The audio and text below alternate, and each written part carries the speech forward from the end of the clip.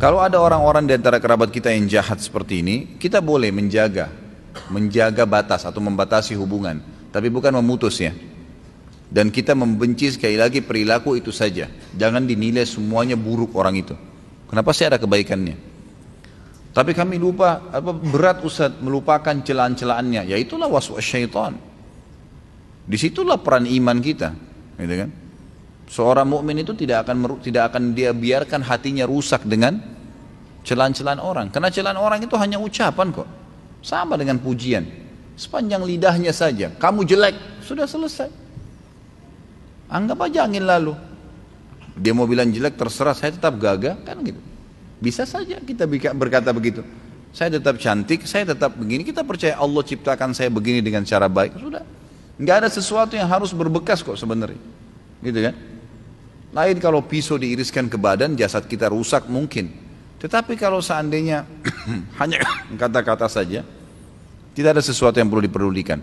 Allah SWT sudah mengatakan kepada kita agar mengajarkan bagaimana menghadapi orang seperti ini. A'udzubillahi minasyaitonirrajim. Wa idza khatabahumul jahiluna qalu salama. Orang-orang beriman itu hamba-hamba Allah yang disayangi oleh Allah, ibadur rahman namanya, gitu kan?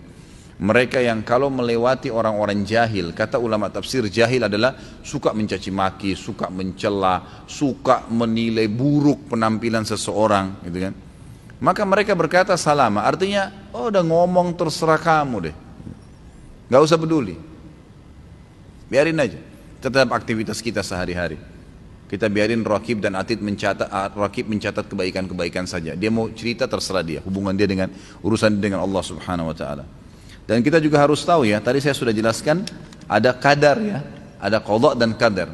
Subhanallah, kejahatan itu juga Allah ciptakan sebagai qada. Allah ciptakan kebaikan dan keburukan, gitu kan? Dan perlu kita ketahui juga punya qadar.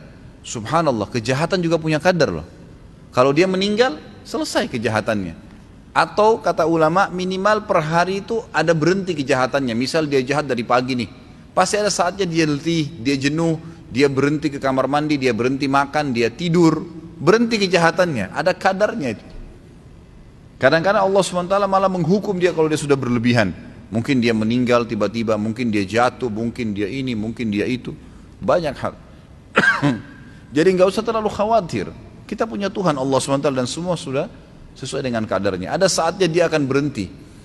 Dan pada saat sekarang Anda akan mendapatkan pahala sabar.